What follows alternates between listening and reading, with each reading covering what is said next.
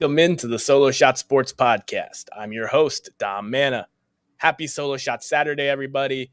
Baseball is back in swing after yet another amazing Midsummer Classic up in the Great Pacific Northwest, Seattle, Washington. The Solo Shot Swag Tracker has got some great additions to it. Last night, the first game since the break, and we're up over 1,800 already with what's looking like about a third of a season left to go. And that makes me question, will we push 3,000 solo shots, or are we going to be somewhere in the 2,000s? I want to be bullish this first year of the podcast and say we will get to 3,000 in the second half, but I'll save my other second half predictions for later in the show. Let's talk about the amazing All-Star weekend that was. Celebrity softball game, seeing Ryan Howard hit an inside the park home run, a guy who hit over 300 home runs in his career, a 60 home run season on his resume, getting to see the MLB draft. The Pirates decide to go all in and draft Paul Skeens, the big league ready pitcher out of LSU, over Dylan Cruz, who was considered the number one prospect. The Pirates are saying, we don't have the best pitching. We're in the division race. Let's go out there and get a pitcher that could be the difference. I love that. The Nationals also should love it, getting Dylan Cruz. You have Bryce Harper. You have Juan Soto. Now you have a 5-star outfielder in Dylan Cruz coming up the pipeline. But the All-Star weekend, it's all about the game itself and the home run derby. And I am not being facetious here when I say that this was the best home run derby we've had in years. Whether it's Adley Rutschman going up there and hitting 20 home runs left-handed, and then for the bonus time, switching right-handed and doing that in front of a local crowd. He grew up in Oregon. Then Luis Robert coming in with all that pressure on him, everybody wanting Adley to win after doing such a magical thing, and hitting bombs and not just choking up with the pressure. You see that. You see Pete Alonso get absolutely destroyed in Seattle with Julio Rodriguez's derby record, 41 home runs in 4 minutes.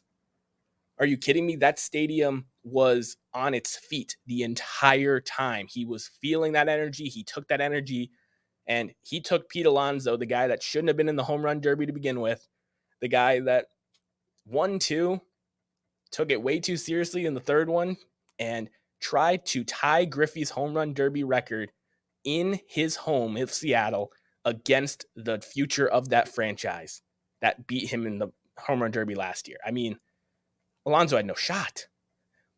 But the winner was not my pick. My pick, Adolis Garcia, got knocked in the first round by Randy Arozarena. I actually had a perfect bracket otherwise because Arozarena went all the way to the final. And instead of Adolis beating Vlad Jr. in the final, Vladimir Guerrero Jr.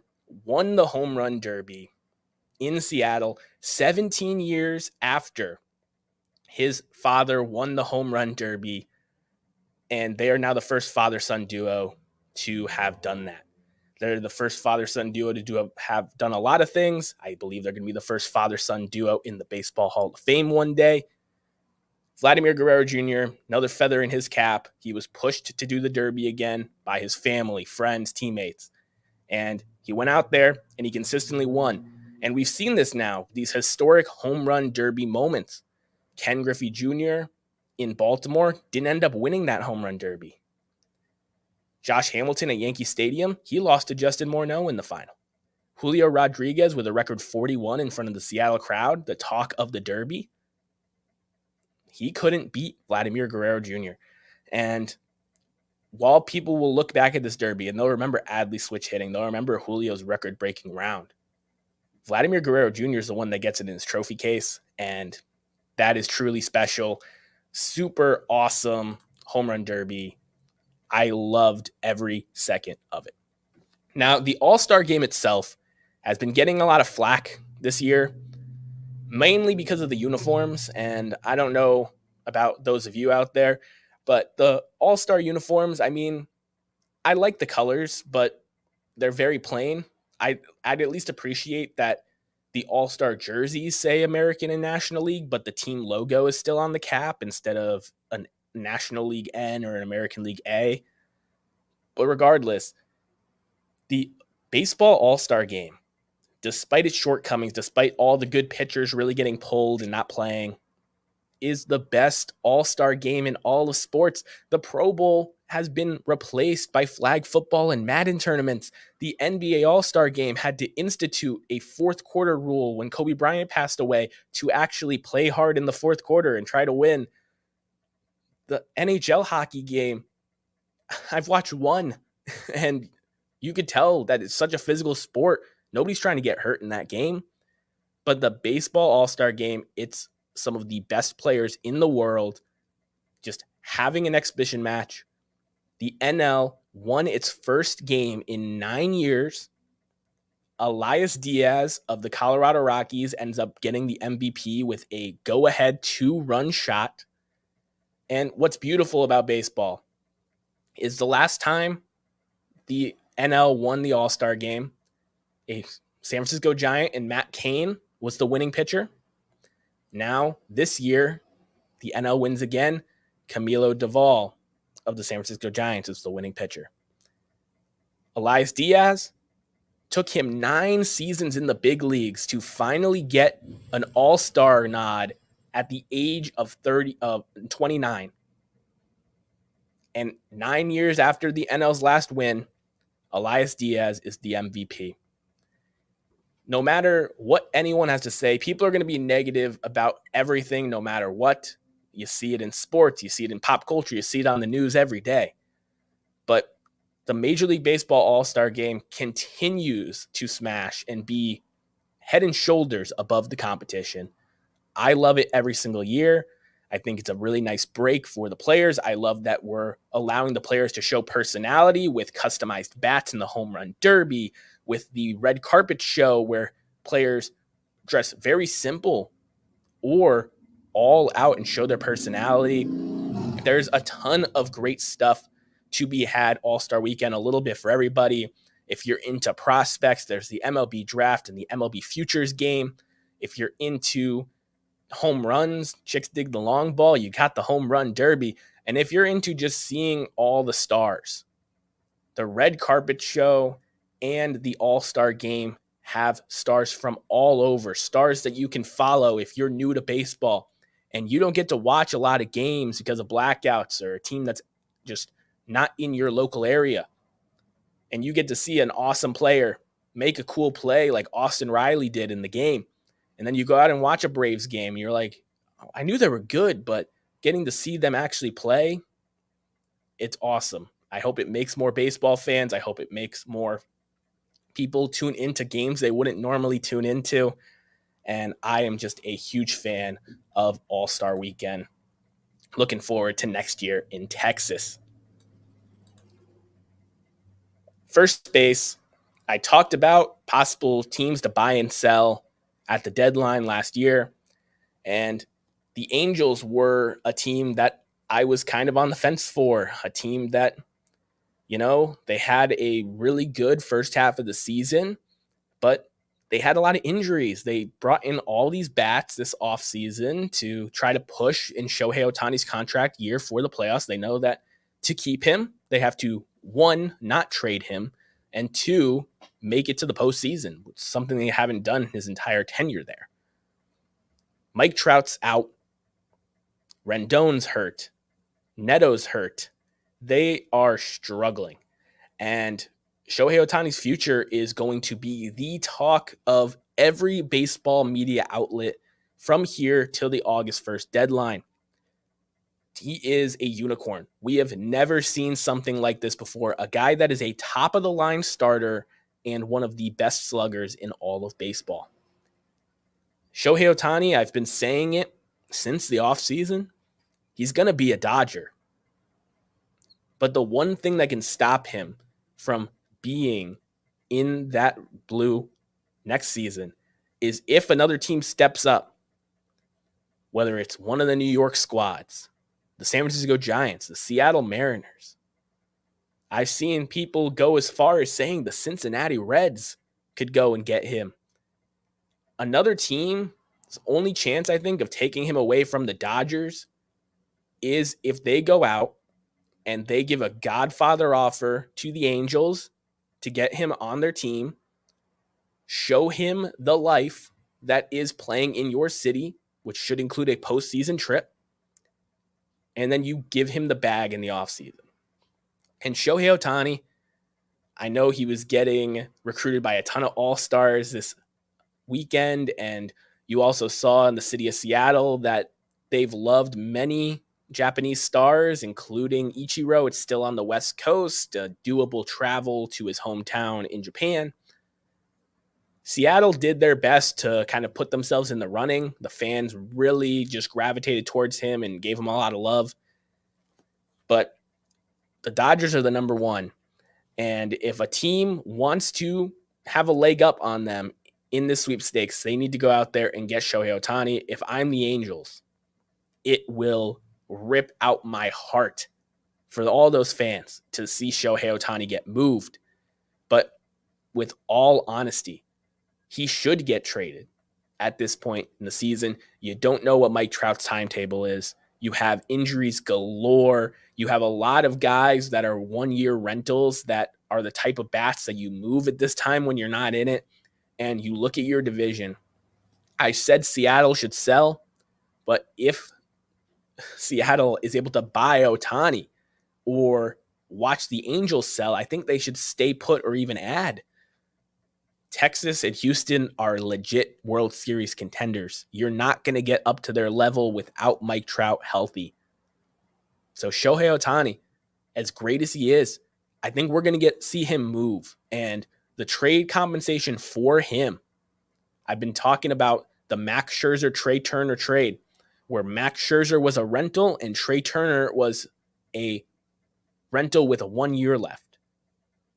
That's the type of trade package I'm expecting back to the Angels. I'm expecting a good pitching prospect, a top-of-the-line hitting prospect, and flexibility for the future. This is a team of the past generation, Mike Trout, for the long haul. They need to make some moves to be competitive now, but also to build a young nucleus. You've seen it with these teams that can't get the best players to come sign there. They build through the draft in their farm system. They're able to get a young core that is so talented and so exciting that veterans are clamoring to be a part of that. Be that missing piece. Be that piece that takes it over the top or mentors one of these young guys into a Hall of Fame career. You see that with Houston's young championship, the Cubs, the Royals, their list goes on and on. It's the way to build in baseball. If you can't go out there and just sign the best people for the top money, look how that's doing for the Mets and Padres, by the way. You have to build up your farm system. And Shohei Ohtani, he's in his late 20s. He's the best player on the planet. You should want him in October. You should want him going to a team that has that already in place, has the young stars and supplementary veterans on the roster. That's why him with the Dodgers is the most probable outcome. You have Freddie Freeman, you have Clayton Kershaw, you have Mookie Betts, and you have a ton of homegrown talent to supplement those stars, those Hall of Famers. Shohei Ohtani, if you're not going to be a Dodger, these next couple weeks are going to decide what your future is. I personally would love to see a team that's on the postseason fringe, like the Giants or the Mariners, give a Godfather offer. I know the Angels would not want to trade him in division to Seattle, but that is just what I'm looking at. A team like the Dodgers, yeah, they're already in a playoff spot. Getting Shohei early to make sure you definitely lock him up, even though you're the number one team, it would make sense. But you don't want to give up too much stuff that you can add Shohei with this offseason if you're the front runner, you know? You already have the pieces in place. Why dilute the talent you have to get him in there when you can get him in there with said talent? But for all these other teams on the fringe, I doubt one of the Central teams makes a move for him. But you see Seattle on the fringe. You see the Giants on the fringe. Heck, I wouldn't be shocked with how Toronto's general manager is that you see a team like Toronto get into the Shohei Ohtani mix. You see a team like the Mets, who are playing desperation ball, get into the Shohei Ohtani mix. The Philadelphia Phillies, Dave Dombrowski does not care about money. He's playing Monopoly over there. Shohei Ohtani, I want to see him traded. And if it's not to the Dodgers, who are the front runner to sign him this offseason, these other teams that are on the fringe, whether they want him for a rental or most likely with the package they're going to have to give up, they want to extend him. It should be these teams that are on the fringe, one that Shohei, the fans rally around him on the way to a postseason berth. And that's going to be great for baseball, watching the unicorn in October. And honestly, the second half of baseball, I think, is going to be fantastic. The pitch clock and new rules have caused a ton of awesome stat chases, with Ronald Acuna trying to go 40-40. I believe he will get there. You have all these divisions that are relatively close. I mean, every division has at least 3 teams that are in it. I guess you could say the NL East doesn't have 3 teams that are in the division race, but 3 teams that are relevant. And it is just a really great time to be a baseball fan. Before the season, I picked the Dodgers, Braves, and Cardinals to win their said divisions. The Cardinals have come out. John Mozeliak has said, we're going to sell people. We're going to trade people. I don't know if that means he's going to trade Goldschmidt and Arenado. I hope it doesn't. I think those are the kind of guys you can build a team around really fast. But they're going to make moves.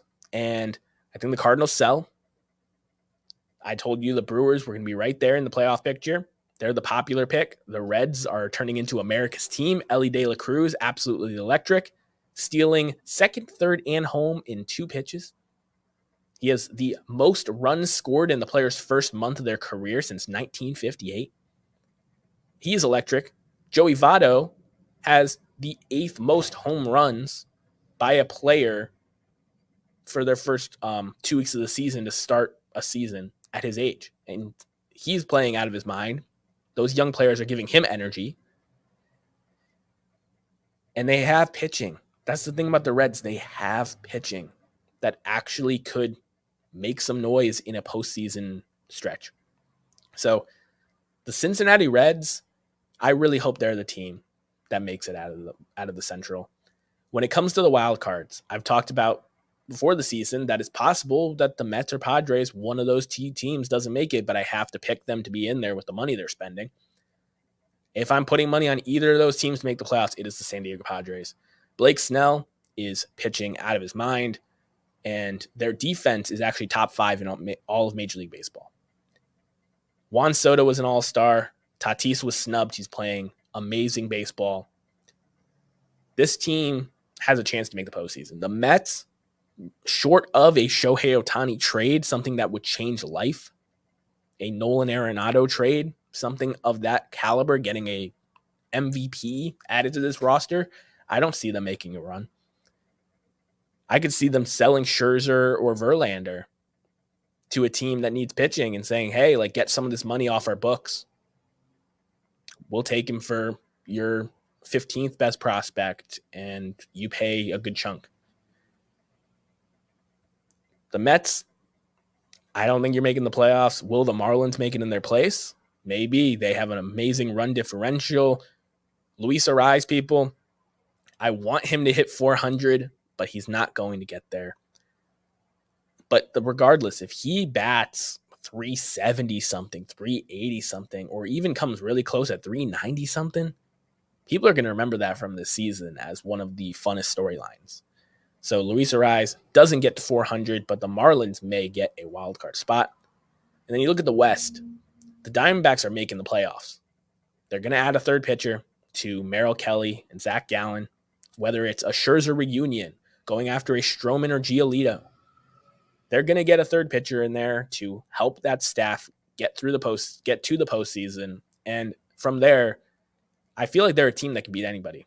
With those two guys and a third solid starting pitcher, Corbin Carroll and Perdomo on the base pads, Lourdes Gurriel, Christian Walker, and all the power threats they have, they're just a dangerous team. I think that they're going to be in the playoff picture, and they're clearly most improved. Their manager is skyrocketing up the manager of the year rankings as well. But you look at the American League, and I missed on the Tampa Bay Rays big. They finally dropped to number 2 in the power rankings. All you Braves fans out there that have been talking to me, I told you, if the Braves won the series going into the break with how the Rays have been playing, I was going to swap them. So I did. The Braves are the first team in Major League Baseball to 60 wins. The Rays are still no slouch. They've been struggling, but they're still a really awesome team. Wander Franco, Yandy Diaz, Randy Rosarina, a platoon of other productive guys, an amazing pitching staff. The Rays, I didn't pick them mainly because the Yankees spending money and my kind of overexcitement with the Toronto Blue Jays. And I believe all 3 of those teams are going to be in the playoff picture. That doesn't leave a lot of room because if 2 teams from the East make it in the wild card, that means there's only one spot for the team that doesn't win the West, the Astros or Rangers. And that means that only one team from the Central will make it. I know that's going to happen in both leagues, but the AL Central, I picked Cleveland at the beginning of the season, and I'm sticking with them. I know Minnesota has had a better season. I know Minnesota's pitching has been better. I know Byron Buxton and Carlos Correa are a better combo than Jose Ramirez and whoever you would consider the Cleveland best player, probably Josh Naylor right now. But I'm sticking with Cleveland. I think they're going to just do what has to be done down the stretch. Whether they trade Shane Bieber or not, I still think they can get there because Shane Bieber has just been about an average starting pitcher this season. This team, I would love to see them add a bat. They're the type of team where if they add a Jamer Candelario or a corner outfield slugger, could really make some moves. The Naylor brothers have been a great story. Bo and Josh, I can already see the postseason coverage now talking about them. I just think that Cleveland, they've been there before. The Minnesota Twins always seem to collapse in the cold months of September and October. I'm going to stick with Cleveland for the AL Central. And Texas and Houston, I picked Houston to win the division. They're on Texas's heels. To me, the Texas prediction that I had of them making the playoffs has been a win. Whether it's a wild card like I predicted or they end up winning the division, it's awesome. They already added Aroldis Chapman. I expect them to be in the pitcher market heavily. But that offense, there's a reason the starting infield was Simeon, Seager, Young with Heim behind the plate. Nathaniel Lowe went 4 for 4 last night in their first game after the break. He's a hell of a hitter too. Adolis Garcia in the outfield, Leotis Taveras, Ezekiel Duran. They just have so many great players. I just can't expect them missing the playoffs with how they've played. And, I'm a big fan of Marcus Semien. Seeing him in the postseason with that squad, it's going to be a lot of fun. So I'm sticking with those predictions. But the real questions are about the awards. And I picked Jose Ramirez to win American League MVP. Now, if Cleveland goes on a great run in the second half and Jose Ramirez is at the forefront of it, I think he still has a small chance of doing so. But the AL MVP, unless he gets traded to the National League, is going to be Shohei Ohtani. He's having an amazing pitching season. He's leading the league in home runs. He is a monster. The National League, I picked Mookie Betts to get there. He has a chance, but the problem is there's a man named Ronald Acuna who is having one of the best seasons we have ever seen. A guy that is pushing for 40-60, and we haven't seen that in a long time. A guy that's on the best team, best player on the best team. That's old school talk, but the fact is, even analytically and statistically, he is the clear MVP favorite. His health has always been an issue, so I'm hoping nothing happens to him, but Mookie Betts is probably not going to be able to win the MVP there. The NL Rookie of the Year, Corbin Carroll, has blasted past Jordan Walker. I mean, Jordan Walker, since he got recalled, has been really nice, but I think Corbin Carroll, he's going to continue on this path to the NL Rookie of the Year. Really cool guy. Was happy to see him starting the All-Star game in his hometown of Seattle.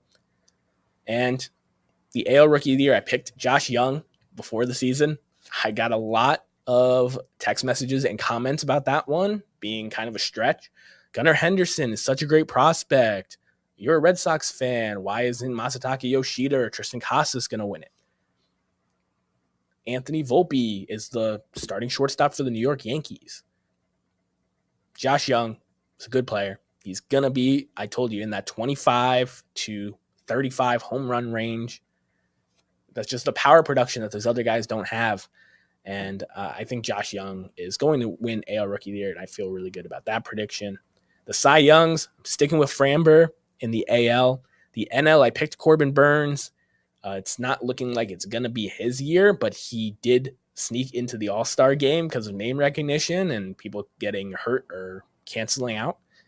So that was cool to see him get at least honored a little bit this season. The NL Cy Young is probably going to go to Gallen or Kershaw in the NL West, whichever one of those teams plays better down the stretch and the pitcher leads them there. I think that's kind of going to be the conversation. But for the second half, we're going into the postseason. We're talking about legit World Series contenders. Everybody's going to be picking Braves-Rays for the World Series. I don't see how a team beats the Braves in the National League unless the Dodgers get Ohtani early. The Dodgers have a chance. The Diamondbacks, like I said, I think they could beat anybody. You never know what's going to happen with a hot team out of the NL Central or the NL East wild card. But the Braves are the clear front runner in the National League. The American League, I think, is way more interested because they're way deeper. Talking about the AL East, Toronto, Tampa Bay, the Yankees, and the Orioles, a team that I also lamented from saying in the postseason rankings. I think they're probably going to knock the Yankees out of the postseason for the first time in a while. There's 4 teams right there that I think all, depending on how they play and move in the second half of the season with trades, could win the World Series. You go to the AL West, I think Texas and Houston can both win a World Series, whether as is or adding pieces. And the AL Central, I told you Cleveland has been there before. It'd be a great story if they went on a run. But 6 teams that can win the World Series in the AL versus 1 or 2, maybe 3 that can win in the NL. I like the odds of the Braves making it. The AL, it's going to be a crapshoot of predictions. I loved the Toronto pick for the AL East. I'm not going to pick them to win the American League. You look at the Rays, who have been struggling, but there's a team that just has been there before, a team that's just consistently good. And I think we're going to have an Astros-Braves rematch in the World Series, and the Astros going for back-to-back with Dusty Baker, with a great nucleus of guys, the Braves starting a possible dynasty with a World Series win this year and their young core locked up for the next 3 to 8 years. That's my prediction for the World Series based off of everything that I saw in the first half. For throwback third base, we like to throw it back to a time on this date in Major League Baseball history and talk about the amazing events that occurred. So this one was actually kind of tough for me at first because if you look at no-hitters, which is an amazing accomplishment, George Bradley of St. Louis pitched the first National League no-hitter against Hartford on this date in 1876. That's an amazing historic moment, one of the first no-hitters ever recorded. Christy Mathewson threw his first no-hitter on this date in 1901. And awesome, Satchel Paige pitches the first no-hitter in Greenleaf Field as the Pittsburgh Crawfords defeat the New York Black Yankees 6-0. 3 early baseball historic no-hitters. It's impossible to pick between those. But then I looked, and Brooks Robinson became the first Oriole to win the cycle. Shout out my buddy Will, who's a big Brooks Robinson fan. He went 5 for 5, and he hit a 2-run triple in the 9th inning for the cycle. So that was really cool. But there's an Oriole moment that I'd actually rather cover, and it's this date in 1993. Hall of Famer Cal Ripken Jr. passed Ernie Banks for the most home runs by a shortstop with his 278th blast, most by a shortstop in Major League Baseball history. He still holds the record for most home runs by a shortstop with 353 home runs. Cal Ripken Jr., everyone always talks about the streak, which is probably the most impressive thing about his career. But Cal Ripken Jr. was a 6'4", awesome athlete who revolutionized the shortstop position. Everyone talks about Ernie Banks, who only played shortstop for a small period of his career, revolutionizing the shortstop position with power. But Cal Ripken Jr. showed that a really tall, power-hitting player, one of the best players on the field, can play that shortstop position, that demanding defensive position. And now we've seen in the major leagues, a lot of teams' best players are shortstops that hit for 20-plus home run power. Cal Ripken was the first. He was the prototype in that model that we see today in the major leagues, a shortstop that absolutely mashes. His 278th home run was also a solo shot. Definitely a little cherry on top there, but Cal Ripken, amazing moment, and he didn't just stop there at 278. He got all the way to 353. A-Rod gave him a run for his money, but moved to third base before he could pass him. Cal Ripken Jr., in my opinion, the greatest shortstop to ever play Major League Baseball and the first of the offensive elite shortstop. As we round up the show here, the 2024 Major League Baseball schedule has been released. I'm super excited to see these international matches coming. There's a spring matchup with the Red Sox and Rays playing in the Dominican Republic. I know that having Randy Arozarena, Wander Franco, Rafael Devers, and Big Papi David Ortiz obviously will be in attendance for that. Will be a really big moment. The league year will be starting in Seoul, South Korea. It's great to see this game that is so international getting to these other audiences. And if you want to stress now, when there's still a lot of time to play, whether your team's well in playoff position or way out of it, you can go to your team's websites and see your 2024 schedule. Start planning when these players are going to come into town. That's the beautiful thing about everybody playing everybody.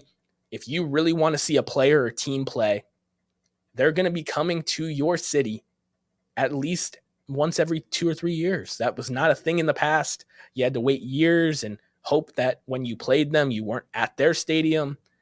Now you can have the players come to you. Look ahead to those schedules. The home and aways are already announced, and start planning to go see Major League Baseball games. I appreciate each and every one of you for checking it out. Hugo, Ziggy, everybody in the comments, I appreciate you spending some of your Saturday with me. For more baseball content, follow me on Twitter at DominicMana44 and at TikTok at Solo Shot Sports. Hope you guys enjoy another great weekend of baseball. Amazing kickoff to the second half. I will catch you guys next Solo Shot Saturday.